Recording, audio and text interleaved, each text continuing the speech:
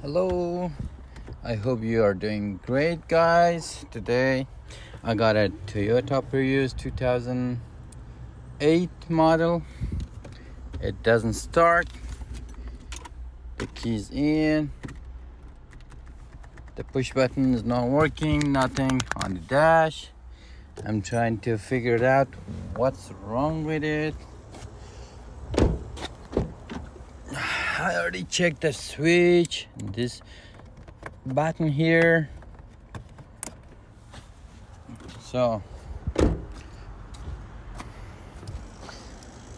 I checked one by one fuses. I find out this fuse right here keep blowing up. So because this coolant pump for the inverter is bad, when that one is going bad, so keeps blowing this fuse up. So I want to replace that and see what happens. All right, guys, the new part, the cooling pump for the inverter, or water pump for inverter, looking like this. So I want to replace it.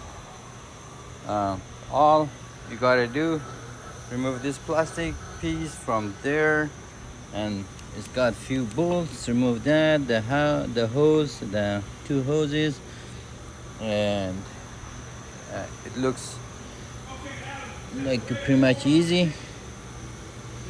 Let's see what happens. Now drain the coolant. It's gonna be right here underneath the car.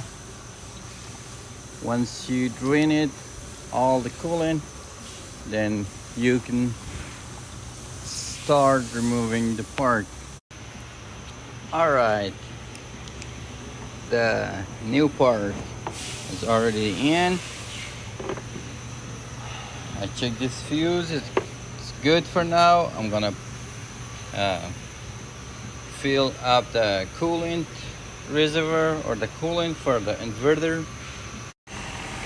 All right, now the engine got started and good to go. Thanks for watching my YouTube channel. Please like and subscribe my channel if you like it. Thanks.